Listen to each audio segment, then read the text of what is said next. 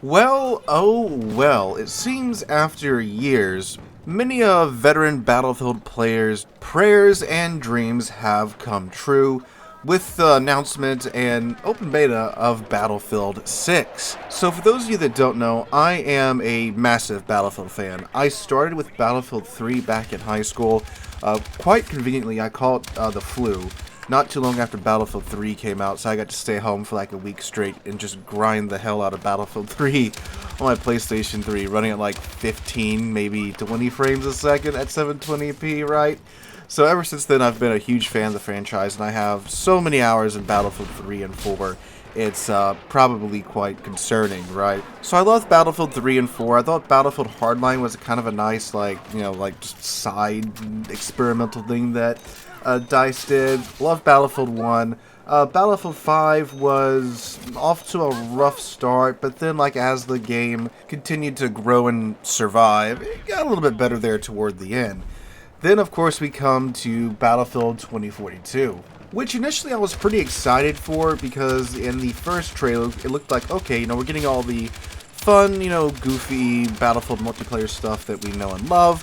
But then, of course, the game came out, and it didn't really feel like Battlefield. It's like Battlefield was trying to borrow too much from Call of Duty, and like it was trying too hard to kind of capture what made Warzone so popular at the time, right? And then the classes were all screwed up, and you had like the individual operators and stuff, and that was like, oh, that's not why I played Battlefield, right? And like even like the destruction in 2042 wasn't that crazy, so that was kind of a big upset, especially coming from Battlefield 3 and 4, where you have tons of destruction, right? But anyway, thankfully DICE took about 5 years and absolutely cooked to give us Battlefield 6. So, Battlefield 6 is a very much needed return to form for the Battlefield franchise from what I've played so far. Now, do keep in mind, I've only played this weekend. I haven't really played it that much, but I can tell you, if you play a lot of Battlefield 3 and a lot of Battlefield 4, it feels familiar. It feels really, really good. And that's something I've seen the game get criticized for, that it's just Battlefield 4, but with like, some updates here and there, some tweaks here and there. That's all it needs to be. Like, Battlefield 3 and 4 were amazing games. Funnily enough, like, a lot of the same things were said about Battlefield 4 when it came out. There was just Battlefield 3 with like a graphics update and of course the whole evolution thing. And again, if it works, why would you overhaul it rather than just give it a nice little touch up now and then, right? Like the saying goes, if it ain't broke, don't fix it. And that's what's going on here with Battlefield 6. Now, there are some differences between Battlefield 6 and Battlefield 4. They did some interesting things with the classes. They're back in their traditional forms with some tweaks here and there. I played mostly Assault and Support, which is what I mostly play in 4 and 5 anyway. And what they've done with Support is, well, really made it live up to its name of Support, right? So before in 4 and 3, the Support class was the guys with the ammo, and you get the C4 pouches and such. And you have the LMGs, you'd mount up your LMG, drop an ammo crate down, and you would either hold that flank or hold that cap, or, be just the buzzsaw that the enemies walked into. I mean, I have tons of fond memories of Operation Metro just sitting there with my M60 with the bipod deployed and just absolutely obliterating people as they came up the escalators, right, or that side stairway. But the only thing you're really doing to, support the friendly team is, well, you can drop the ammo crate down, which that's, of course, a massive thing, right? Being an infinite source of ammo, especially, again, on those hectic maps like Operation Metro and Locker. But that was really it. And, the supporting fire and the suppression, right? But this go around, the support, not only are they the ammo providers, but they're also the medics now, too. So the supports get the defibrillators now. Which, when I initially saw that, I was like, what? Why does the support get the defibrillators now? And then I thought, well, supports. If you look at other games and such, generally the support classes are the healers of the team, right? So it's like, oh, okay, I guess that makes sense. And not only does the support get the defibs now, their support crate, not only does it provide ammo, it also heals anyone in the vicinity of where you plop it down. So, okay, that makes sense. And, given the assault class, the defibrillators and such in the past, that always often led to very frustrating situations where you would see, the assault players just going, zipping by you on the way to the front line instead of reviving you, because obviously the players that are picking the assault class are mainly there to, just stack bodies and such. They're not really there to heal players. So it makes sense to give the support class, the defibrillators, and the healing kit and all that jazz, because the players that generally pick the support class are those support-minded players and such. So that makes sense. So like stuff like that is kind of what they've done with shuffling around the classes and such, and it seems to be working very much so. And it's not just the support that can revive squad mates. If you're in a squad with them, I do believe it's only squad members. That's at least the only time the game's offered me the opportunity to do it. But you can walk up to them, grab them, and you can drag them behind cover first, and then give them the little shot of fentanyl and revive them in that manner, which is awesome. I mean, it's cool because I don't know how many times someone's gone down, and it's like, man, I could almost get to them, but like, wish I could drag them behind cover or something first before I, hit them with the fib pads. But now you can drag them off to the side, give them a shot of adrenaline or whatever drug you're, ingesting into their veins for them to regrow their organs after being hit with a heat shell, right? And it's also just so cinematic, too, when you see someone dragging their buddy behind cover as rockets and bullets go overhead and the jets and the helicopters will go by. Oh, my God. The cinematicness of the Battlefield franchise is very much here in Battlefield 6. The game looks amazing, and the first match I played was on Liberation Peak, which, from what I've been able to gather, is the map where you have, the tanks, the IFEs, the trucks, the buggies, the jets, the attack helicopters. It appears that all the vehicles are on this map, and it's just great seeing that back again in, modern graphics and such with Battlefield 6. So it definitely looks and feels like Battlefield for sure. I did get to play in a tank for quite some time, thankfully, which tanks feel more tank-like in Battlefield 6 than in previous Battlefields. I don't know what it was, but like in Battlefield 3 and 4, the tanks would sometimes feel kind of bouncy and balloony at times, or the way they would bounce off of, like a stick in the ground or something. Like you level a building, that little corner post is still there, and the tank kind of bounce off of it. So it takes, a couple seconds for you to get going. It takes a couple seconds for you to stop from going, at a full tilt and such.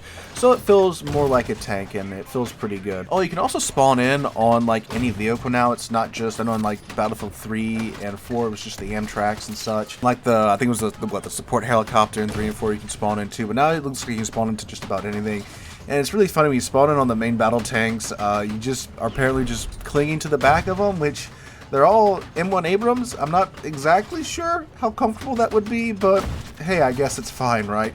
So that's pretty good. Some nice quality of life changes there. Now, as far as the maps go, in the beta there's 4 maps, but apparently the matchmaker decided I was only allowed to play on 2. So I got Liberation Peak a bunch, and then I think it's called Manhattan Heights or whatever.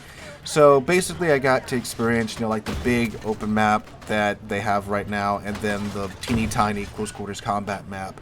So the Liberation Peak, it's something alright. There's, it's very open, it's incredibly open, and it appears that it's pretty easy to climb up the side of mountains in Battlefield 6.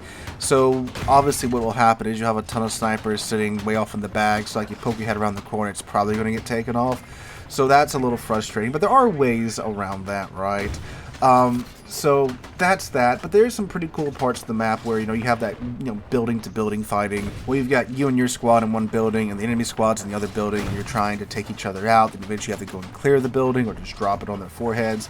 So that's pretty cool. I'll give that map that. It's got some pretty frustrating open sections, but you do get some nice classic Battlefield experiences in there, here and there. The New York map is very chaotic. It feels like it could have been a part of the Close Quarters DLC for Battlefield 3. So that's how close it is. But it does have some little bit more open portions here and there, but it's a lot of close quarters, hectic infantry fighting. There's no vehicles or anything on that map, but I was finding myself having a pretty good time on both maps.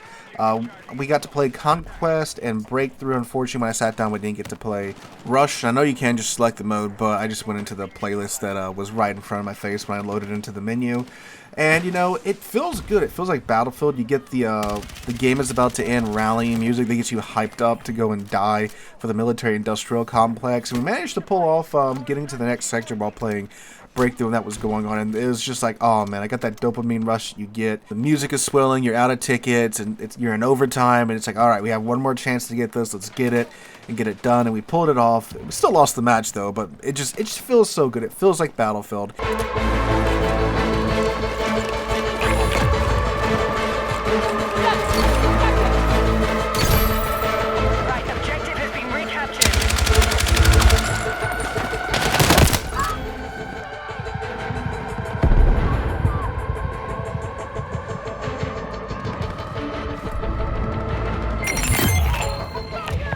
So for my very brief time with the Battlefield 6 beta, if you are a veteran Battlefield player, I feel like Battlefield 6 is going to be just a lovely breath of fresh air.